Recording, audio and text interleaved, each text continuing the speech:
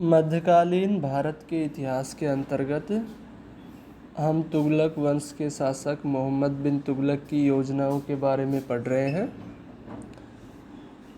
पिछले वीडियो में हमने राजधानी परिवर्तन और सांकेतिक मुद्रा का चलाना, इन योजनाओं के बारे में देख चुके हैं। आज हम उनके एक नए प्रयोग दोआब में कर वृद्धि, इसके बारे में पढ़ेंगे। इतिहासकारों ने मोहम्मद तुगलक की जिन योजनाओं की कटु आलोचना की है, उनमें से एक दोआब क्षेत्र में कर की दर में वृद्धि करना थी।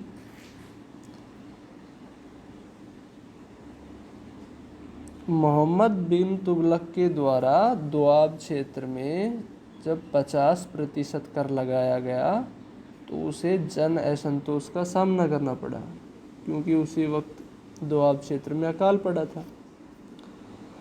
अब कर बढ़ाने के लिए अनेक कारण बतलाए गए हैं जो विश्वसनीय प्रतीत नहीं होते। जैसे इस क्षेत्र के उपद्रवी लोगों को दंड देना, एक कारण ये बताया जाता है। दूसरा कारण रिक्त राजकोष को भरने का उद्देश्य बताया जाता है इसके पीछे। और तीसरा कारण ये बताया जाता है कि सेना की शक्ति को बढ़ाने के लिए अतिरिक्त फंड या साधन जुटाना। अधिकांश विद्वानों का मानना है कि ये जो कदम था दोआब में कर वृद्धि, ये लगान व्यवस्था में सुधार का एक सामान्य कदम के रूप में देखते हैं। वास्तव में दोआब क्षेत्र भारत का सर्वाधिक उपजाऊ क्षेत्र था और बढ़े हुए कर को सहन कर सकता था। बाद में लागू की गई योजनाओं से यह भी स्पष्ट हो जाता है कि सुल्तान का राजकोष रिक्त नहीं हुआ था और उपद्रवी लोगों को दंड देने के अनेक बहुत से कारगर कदम भी उठाए जा सकते थे। तो ये कारण जो है वो विश्वसनीय प्रतीत नहीं होते। मूल प्रश्न कर वृद्धि की दर का है, अर्थात कितना कर बढ़ाया गया। मुस्लिम इतिहासकारों ने जो विवरण दिया है उसे किसी भी स्थिति में सही नहीं माना जा सकता। जैसे बर्नी ने लिखा है कि 10 से 20 गुना कर बढ़ाया गया, या इस कथन की पुष्टि ही नहीं करता, अपितु लिखता है कि बढ़े हुए कर के साथ मकान कर और चराई कर को भी लागू किया गया। इसी तरह से निजामुद्दीन के अनुसार 10 गुना कर वृद्धि की गई थी। फरिश्ता के अनुसार 3 या 4 गुना कर बढ़ाया गया था।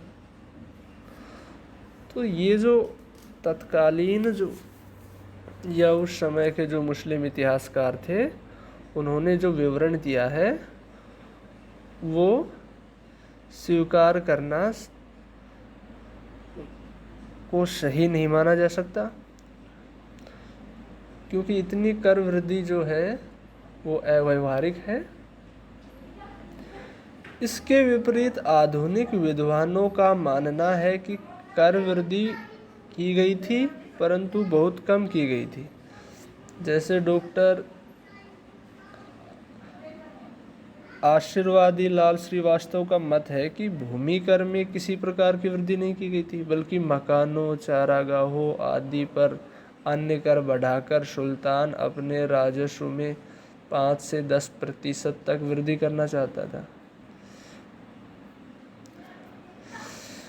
अब दोआब में जो कर वृद्धि की गई वह अधिक नहीं थी, परंतु यह वृद्धि अनुकूल स्थितियों में नहीं की गई।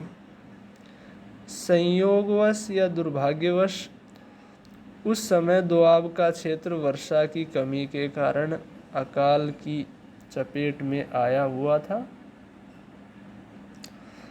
इससे किसानों में उदासी छाई हुई थी और जब बढ़े हुए करों को शक्ति के साथ वसूल किया जाने लगा तो लोगों में असंतोष भड़क उठा और कई स्थानों पर उन्होंने विद्रोह कर दिया। सुल्तान के आदेश से अधिकारियों ने कठोरता के साथ विद्रोह का दमन किया, जिससे दोआब की स्थिति और भी बिगड़ गई। वस्तुतः सारा दोष सरकारी अधिकारियों का रहा, जिन्होंने सुल्तान को सही स्थिति की जानकारी नहीं दी, अन्यथा वह ऐसे समय में कर वृद्धि की आज्ञा नहीं देता और कम से कम सख्ती से तो कर वसूल करने की आज्ञा कभी नहीं देता, क्योंकि जब उसको सही स्थिति की जानकारी मिली तो उसने दोआब के अकाल पीड़ित किसानों को सहायता पहुंचाने का पूरा प्रयास किया था। किसानों को बीज, हल, बैल आदि के लिए ऋण वितरित किए गए, सिंचाई के लिए नए कुएं तथा नहरें खुदवाई। ठीक है ना।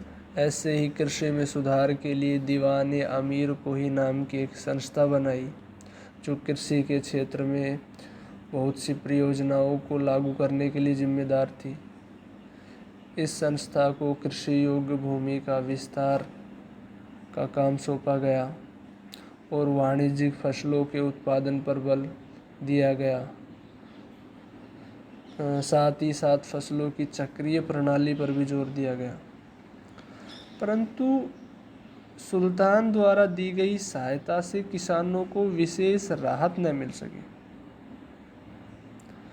क्योंकि एक तो यह कदम काफ़ी देर बाद उठाया गया था। डॉक्टर श्रीवास्तव ने इस स्थिति का मूल्यांकन करते हुए लिखा है कि उनसे कोई लाभ नहीं हुआ, क्योंकि ये सहायता कार्य काफ़ी देर से किए गए थे और सहायता का प्रयोग किसानों ने अपनी पेट भरने के लिए किया। वास्तविकता तो यह है कि जब इन करों को अलाउद्दीन ने पहली बार लगाया था, तब भी लोगों ने स्वेच्छा से नहीं अपितु आतंकित होकर ये कर अदा किए थे। अलाउद्दीन के उत्तराधिकारियों ने इन करों को समाप्त कर दिया था और जब मोहम्मद तुगलक ने इन्हें पुनः लागू किया तो लोगों ने इसका विरोध किया। तो हम कह सकते हैं कि परिस्थितियों और अधिकारियों ने मिलकर कर वृद्धि की योजना को असफल बना दिया। हम ये भी कह सकते हैं कि इस परियोजना में भी जो है सुल्तान की व्यवहार कुशलता तथा क्रियान्वयन पक्ष कमज़ोर था। लेकिन एक विशेष बात ये रही कि सुल्तान द्वारा किसानों को सौंदर्य ऋण दिया जाना, कृषि ऋण को सौंदर्य ऋण कहा गया है। सौंदर्य ऋण दिया जाना जो है कृषि को बढ़ावा देने के संदर्भ में, किसानों को राहत देने के संदर्भ में जो ऋण दिया गया उसको सौंदर्य कहा गया है। वो अपने आप में एक विशेष महत्व रखता है, जो बाद के कई शासकों द्वारा जिसका अनुकरण किया गया।